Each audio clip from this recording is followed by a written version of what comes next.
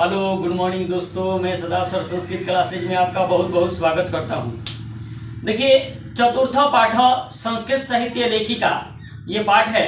इसमें हम लोगों ने पार्ट 1 में इसके आधा भाग को पढ़ा था। आज पार्ट 2 में हम लोग पूरा भाग क्लियर कर लेंगे। आइए देर नहीं करते हुए हम लोग इसको देख लेते हैं। विजयनगर राज्यस्य नरेशा, विजयनगर राज्य के राजा संस्कृत भाषा या संरक्षणाय, संस्कृत भाषा के संरक्षण के लिए कृत प्रयासा आसनीति विदित में बहुत ज्यादा प्रयास किए थे। कहा जा रहा है यहाँ विजयनगर राज्य के राजा संस्कृत भाषा के संरक्षण के लिए बहुत ज्यादा प्रयास किए थे। तो संस्कृत भाषा के संरक्षण के लिए किन्होंने प्रयास किया था? आंसर होगा विजयनगर राज्य के राजा। आगे बढ़ते हैं। तेसाम अंतः पूरे अपि, इसके पहले और बाद में भी, अंतः माने बाद में, पूरे माने पहले। तेसाम अंतः पूरे अपि, इसके पहले और बाद में भी संस्कृत रचना कुशला, संस्कृत रचना के कुशल राज्यो अभवन, राजा हुए। संस्कृत के कुशल राजा हुए। कंपन रायस्य, देखिए कंपन राय का जो समय था चतुर्दशक शतकम कहा जा रहा है, यानी कि कंपन राय की शताब्दी कौन सी थी? 14वीं शताब्दी। कंपन राय की शताब्दी 14वीं शताब्दी। यहां से क्वेश्चन पूछा जाता है कंपन राय का काल कौन सा था? तो 14वीं शताब्दी। कंपन रायस्य, कंपन राय की रागी यानी रानी गंगा देवी। कंपन राय की रानी कौन थी? गंगा देवी थी। यहां से एक और क्वेश्चन पूछा जाता है कि कंपन राय की रानी कौन थी?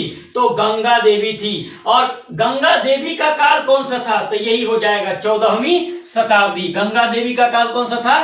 14वीं शताब्दी। गंगा देवी मधुरा विजयम इति, मधुरा विजय नामक ऐसा महाकाव्यम स्वस्वामिनो, अपने स्वामी विजय घटना आश्रित्य और रचित, अपने स्वामी विजय घटना पर आश्रय लेकर रची थी। यानी कि गंगा देवी जो थी अपने मधुरा विजयम नामक महाकाव्य की रचना की थी। मधुरा विजयम नामक महाकाव्य की रचना की थी। यहां से क्वेश्चन पूछा जाता है मधुरा विजयम महाकाव्य की रचयित्री कौन थी? तो गंगा देवी थी। तो गंगा देवी जो थी मधुरा विजयम महाकाव्य की रचना की थी अपने स्वामी विजय घटना पर आश्रय लेकर के। वो अपने स्वामी विजय के घटना पर आश्रय लेकर के रची थी इसको। तत्र अलंकाराणाम सन्निवेश आवर्जको वर्तते, इसमें अलंकारों का आकर्षणीय प्रयोग किया गया है। अलंकारों का किसमें प्रयोग किया गया है? तो मधुरा विजयम में। क्वेश्चन पूछा जाता है अलंकारों का सन्निवेश प्रयोग किसमें किया गया है? आकर्षणीय प्रयोग किसमें किया गया है? तो मधुरा विजयम में किया गया है। तस्मिन एवं राज्य, इस उनमें ही, उन राज्यों में षोडश शतके शासनम कुर्वत, कहा जा रहा 16वीं शताब्दी में शासन करते हुए अच्युत रायस्य, अच्युत राय की रागी यानी रानी तिरुमलांबा। यहां से क्वेश्चन निकलता है अच्युत राय की रानी कौन थी? तो तिरुमलांबा थी। अच्युत राय की रानी तिरुमलांबा थी। तो कहा जा रहा है यहाँ पे कि 16वीं शताब्दी में शासन करते हुए अच्युत राय की रानी तिरुमलांबा वरदाम्बिका परिणय नामकम चंपू का प्रौढ़म चंपू काव्यम और रचयत, वरदाम्बिका परिणय नामक चंपू काव्य की रचना की थी। तो चंपू काव्य की रचयित्री कौन थी? वरदाम्बिका परिणय नामक चंपू काव्य की रचना कौन की थी? तो तिरुमलांबा की थी। और तिरुमलांबा की रचना कौन सी है? तो वरदाम्बिका परिणय नामक चंपू काव्य इनकी रचना है। याद रखना है क्वेश्चन, मैं क्वेश्चन साथ साथ बताते चल रहा हूं, इसको याद रखना है।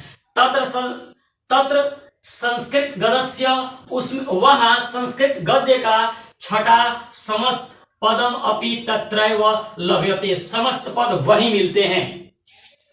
कहा जा रहा आधुनिक काल में संस्कृत लेखिकासु, संस्कृत लेखिकाओं में पंडिता क्षमा राव की नामधेया यानी नाम की विदुषी अतीव प्रसिद्धा, नाम की विदुषी बहुत प्रसिद्ध है। तो यहां से क्वेश्चन निकलता है आधुनिक काल में संस्कृत लेखिकाओं में कौन प्रसिद्ध है? तो पंडिता क्षमा राव। क्वेश्चन होगा आधुनिक काल में संस्कृत लेखिकाओं में कौन प्रसिद्ध है? तो पंडिता क्षमा राव। यहाँ पे इनका जन्म मृत्यु भी है, इसको याद कर लेना है। पंडिता क्षमा राव का जन्म 1890 में और पंडिता क्षमा राव की मृत्यु 1353 ईस्वी में हो गई थी। तो आधुनिक संस्कृत लेखिकाओं में पंडिता क्षमाराव नाम की विदुषी बहुत ही प्रसिद्ध है। तया उनके स्वपितु अपने पिता शंकर पांडुरंग पंडितस्य शंकर पांडुरंग पंडित के महतो यानी महान विदुषो विद्वता पर जीवन चरित्र शंकर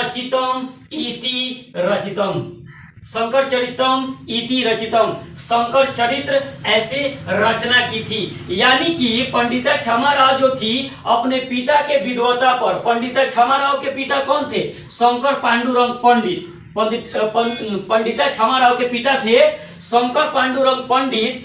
इनके महान विद्वता पर पंडिता क्षमाराव इनके जीवन के बारे में लिखी हैं एक पुस्तक में जिसका नाम दी है शंकर चरितम।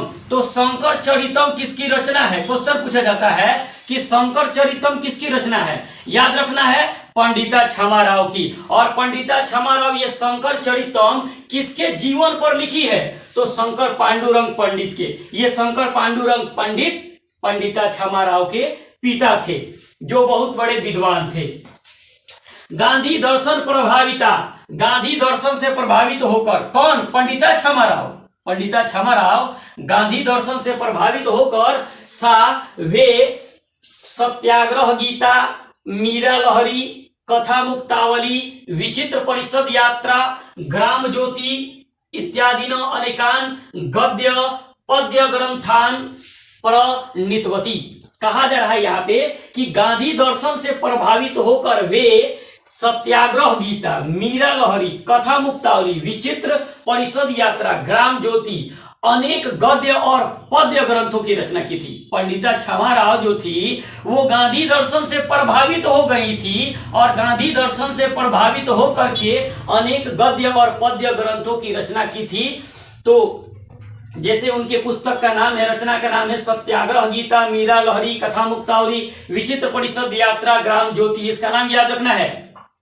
पंडिता क्षमाराव की रचना कौन कौन सी है? उन्होंने गांधी दर्शन से प्रभावित होकर किन किन पुस्तकों को लिखी थी? तो सत्याग्रह गीता, मीरा लहरी, कथा मुक्तावली, विचित्र परिषद यात्रा और ग्राम ज्योति। 1 2 3 4 पुस्तक है। चारों पुस्तक का नाम आप लोगों को याद रखना है। ऑब्जेक्टिव क्वेश्चन में दे देता है कि पंडिता क्षमाराव गांधी दर्शन से प्रभावित होकर के रचना की थी। अब चारों का नाम नीचे ऑप्शन में 3 को दे देगा, इनमें से सभी दे देगा तो भी हो जाएगा, या कोई एक नाम दे देगा और 3 गलत ऑप्शन दे देगा। वर्तमान काले लेख नर्तासु, कहा जा रहा वर्तमान काल में लेखिकाओं में, कवित्रियों में पुष्प दीक्षित। वर्तमान काल की बात की जा रही है। इस वर्तमान काल में कहा जा रहा लेखिकाओं में, कवित्रियों में पुष्प दीक्षित, वनमाला भवालकर, मिथिलेश कुमारी मिश्र प्रभृत्यो अनुदीनम आए दिन इत्यादि आए दिन संस्कृत साहित्य को पुरयंती पूरा कर रही है। यहां से क्वेश्चन निकलता है कि वर्तमान काल में आए दिन संस्कृत साहित्य को कौन पूरा कर रही हैं? वर्तमान काल में आए दिन संस्कृत साहित्य को कौन पूरा कर रही हैं? तो नाम याद रखना है पुष्प दीक्षित, वनमाला भवालकर, मिथिलेश कुमारी मिश्र। 3 गो नाम आप लोग को याद रखना है। यहां से क्वेश्चन पूछा जाता है। चलिए चैप्टर क्लियर हो गया। जितना भी चैप्टर में क्वेश्चन था लाइन बाय लाइन मैंने पढ़ा करके यहां से क्वेश्चन आप लोगों को बताया। क्वेश्चन को नोट कर लेना है, याद कर लेना है। आइए चैप्टर के अंदर का जो क्वेश्चन आंसर है उसको देख लेते हैं। अभ्यासम मौखिक। यहाँ पे फर्स्ट क्वेश्चन दिया है विपुलम किम अस्ति, विशाल क्या है? विपुल का मतलब होता है विशाल, तो विपुलम किम अस्ति मतलब विशाल क्या है? तो संस्कृत साहित्य विशाल है। विशाल क्या है? तो संस्कृत साहित्य। नेक्स्ट है विपुलम संस्कृत साहित्यम कै संवर्धितम, विपुल संस्कृत साहित्य किनके द्वारा आगे बढ़ाया गया है, मतलब कि रचा गया है? तो कवि भी शास्त्रकार है, कवियों और शास्त्रकारों के द्वारा। विपुल संस्कृत साहित्य किनके द्वारा आगे बढ़ाया गया, किनके द्वारा बड़ा किया गया है? तो विभिन्न कवियों और शास्त्रकारों के द्वारा। नेक्स्ट है ग नंबर काव्यानाम रचने संरक्षणे च का दत्वधाना, काव्यों की रचना और संरक्षण में किनका योगदान है? तो स्त्रियों और पुरुषों का आंसर हो जाएगा। काव्यों की रचना और संरक्षण में किनका योगदान है? तो इसका आंसर होगा स्त्रियों और पुरुषों का योगदान है। घ नंबर है गंगा देवी किम महाकाव्यम अरचयत। गंगा देवी किस महाकाव्य की रचना की थी? तो गंगा देवी किस महाकाव्य की रचना की थी? मधुरा विजयम, मधुरा विजयम नामक महाकाव्य की रचना की थी। अंगवा नंबर है आधुनिक संस्कृत लेखिकासु का प्रसिद्धा। आधुनिक संस्कृत लेखिकाओं में कौन प्रसिद्ध हैं? तो पंडिता छमाराव। आंसर हो जाएगा पंडिता छमाराव। आधुनिक संस्कृत लेखिकाओं में कौन प्रसिद्ध है? तो आंसर होगा पंडिता छमाराव।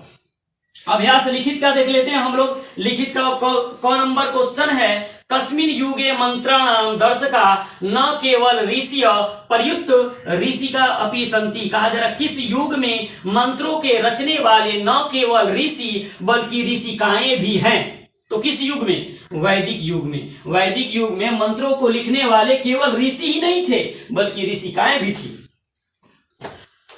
ख नंबर है वागंभरिणी कुत्र ऋषिका निर्देश्यते। कहा जा रहा वागंभरिणी कहाँ ऋषिका के रूप में निर्देश की गई है? कहाँ निर्देश की गई है वागंभरिणी? तो अथर्ववेद में निर्देश की गई है। याज्ञवल्क्यस्य पत्नी का आसीत। याज्ञवल्क्य की पत्नी कौन थी? मैत्रेयी। याज्ञवल्क्य की पत्नी कौन थी? मैत्रेयी। चैप्टर में भी आप लोग को बताया गया है। कस्य सभायाम, घ नंबर है कस्य सभायाम शास्त्रार्थ कुशला गार्गी वाचक नवी तिष्ठति स्म। कहा जरा किसके सभा में शास्त्रों को जानने वाली गार्गी नाम की विदुषी रहती थी? किसके सभा में? जनकस्य यानी जनक के सभा में। नेक्स्ट क्वेश्चन है ग नंबर लौकिक संस्कृत साहित्य चत्वारिंशत् कवित्रीणाम प्रथम कल्पा का वर्तते। लौकिक संस्कृत साहित्य में 40 कवित्रियों में प्रथम कल्पा कौन है? विद्यांका। प्रथम कल्पा का नाम आएगा तो विद्यांका का नाम आना चाहिए। नेक्स्ट देख लेते हैं 3 नंबर क्वेश्चन है ऋग्वेदे कति ऋषिका मंत्र दर्शन वत्यो निर्देश्यन्ते। ऋग्वेद में कितने ऋषिकाएं मंत्र दृष्टा के रूप में निर्देश की गई है? तो ऋग्वेद में 40 ऋषिकाएं मंत्र दृष्टा के रूप में निर्देश की गई हैं। ख नंबर है याज्ञवल्क्यस्य पत्नी केन रूपेण वर्णिता। याज्ञवल्क्यस्य पत्नी केन रूपेण वर्णिता। याज्ञवल्क्य की पत्नी किस रूप में वर्णित की गई है? तो दार्शनिकम, दार्शनिक रूप में वर्णित की गई है। ग नंबर है याज्ञवल्क्य ताम किम शिक्षति। याज्ञवल्क्य उनको किसकी शिक्षा देते हैं? तो आत्म तत्वम। याज्ञवल्क्य अपने पत्नी को आत्म तत्वम मतलब कि आत्मज्ञान की शिक्षा देते हैं। विद्यांका वर्ण कह आसित। विद्यांका का वर्ण कैसा था यानी कि विद्यांका का रंग कैसा था? तो आंसर है श्यामा यानी सांवले, सांवले रंग की थी विद्यांका। अंगा नंबर है तिरुमलांबा कस्य चंपू काव्यस्य रचनां कृतवती। तिरुमलांबा किस चंपू काव्य की रचना की थी? तो तिरुमलांबा किस चंपू काव्य की रचना की थी? आंसर होगा वरदांबिका परिणय। वरदांबिका परिणय, वरदांबिका परिणय नामक चंपू काव्य की रचना की थी तिरुमलांबा। अंगन 6 नंबर है शंकर चरितम इति जीवन रचितस्य रचयित्री का। शंकर चरितम ऐसे जीवन चरित्र की रचयित्री कौन थी? तो शंकर चरितम की रचयित्री कौन थी? पंडिता छमाराव। अगर मेरी वीडियो आप लोग को समझ में आई हो तो लाइक शेयर सब्सक्राइब जरूर कीजिएगा। धन्यवाद।